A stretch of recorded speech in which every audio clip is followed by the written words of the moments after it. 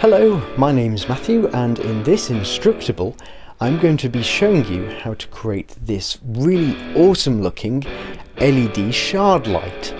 So let's begin. To create this shard light you'll need the following materials: a piece of 12mm thick MDF, a 12 by 12 cm square of 1mm thick hardwood that looks nice. You'll also need a sheet of veneer and an LED strip, a link to which you can find in the description. You will also need two pieces of plexiglass that have been broken in an interesting way. Mine are leftovers from another build where I had to trim a larger piece down and didn't do it properly, resulting in the shard-like shape. Lastly, you'll need a 12-volt power source, like a DC adapter with its connector chopped off. You'll also need two short pieces of wire and a decent length of thin 2-core wire. A cable from an old set of headphones is perfect for this. You will also need the following tools. While they're not pictured, you do need an iron and some fine sandpaper, as well as a fine-toothed saw, a fine knife, a metal ruler, a pencil and a right angle ruler, a clamp, some wood glue and a brush to apply it with, and also some silicone-based glue, though a glue gun will also be suitable.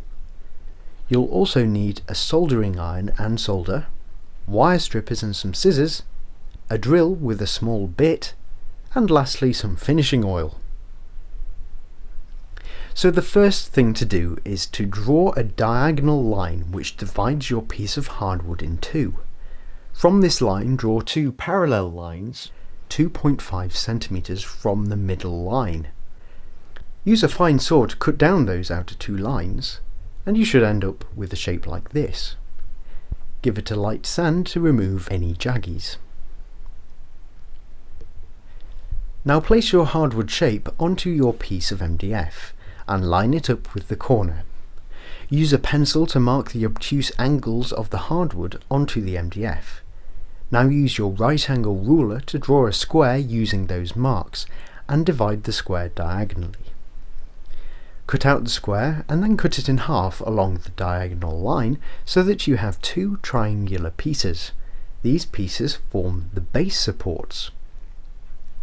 Now position your plexiglass pieces on your hardwood shape and decide where you'd like them. Once you've decided, use a fine knife or a pencil to trace their positions. Now it's time to score along your traces using the fine knife. What you need to do is clamp a ruler down onto the hardwood shape, being careful to position the ruler's edge along one of the traces you made earlier. You may also want to put some scrap wood underneath so that you don't mark the surface underneath. Take extra care not to slip and don't overshoot the edges of your traces. Once you're sure that you've cut through the wood, release the clamp and move the ruler to the next trace. Once you've done the two long edges, carefully bridge them using the knife. You can now push out the wood and be left with a slot for your plexiglass. Use the knife to tidy up any edges that need it. Follow the same procedure for the second slot. Now use some wood glue to stick the supports to the hardwood. Using a clamp is recommended to lightly hold the pieces in place whilst it dries. Next, cut two lengths of MDF to fill the sides in and glue them in place. Now it's time to cut some veneer for the sides. Usually you can cut veneer with a fine knife and a ruler, but because my veneer had strong grain, cutting it with a knife resulted in a poor jagged edge. So if you experience the same problem, use a sharp kitchen knife that has a slight curve instead. Push down hard and rock it back and forth to make the cut. It still won't be perfect, but it'll be good enough. Regardless of whether you use a fine knife or a kitchen knife, make sure that you cut your veneer slightly larger than it needs to be so that it will overlap the edges. This means that it will have a nice gapless finish once you sand it down. Once you've cut your veneer, use a knife to score the veneer into sections which correspond to the corners on your base. You don't want to cut through it entirely, but just enough so that it will bend easily at those points. After making sure that they fit properly, coat the insides with wood glue and make sure that the edges in particular are well coated. Once done, leave them to dry for an hour or two, but don't leave them longer than 4 hours. So after they've dried, carefully position the veneer onto the base. Now use your iron, with no water in it, and carefully iron over the veneer. This melts the semi-dried glue and sticks the veneer down nicely. Make sure that the edges are well stuck and be careful not to burn yourself. Leave it to cool down and then sand down any overlapping pieces using some fine sandpaper, like P150. Always sand along the edge in the direction of the veneer, never across it, so that you don't accidentally pull it away from the wood. Spend a fair amount of time sanding so that you get nice smooth edges that blend together nicely. Once you've done, you can begin adding some finishing oil, which makes the wood glossy. Don't put too much on at a time, and you'll need to give it at least 5 coats to get it to be shiny. Leave each coat to dry for at least 5 hours before adding the next. Now it's time to work on the LEDs, and the first thing to do is to cut the strip into 2 sets of 3. Because of the way the strips are designed, you can do this and have 2 fully functional mini strips that still run off 12 volts. Always make sure that you cut along the designated lines in between the copper pads. Turn on your soldering iron, and whilst it's warming up, prepare your wires by exposing their ends using wire strippers. Add some solder to these ends, and also add some to the pads on the strips. Now solder your wires to these pads.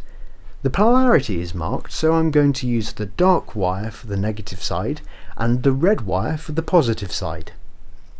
Cut the wires shorter and again prepare them by stripping the ends off and adding some solder. Then solder the wires to the second strip. Make sure that you keep the polarity correct. Now prepare your 2-core wire by again stripping it and adding solder.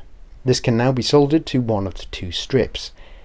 Take note of the polarity for later, so in my case I have to remember that yellow is positive and white is negative.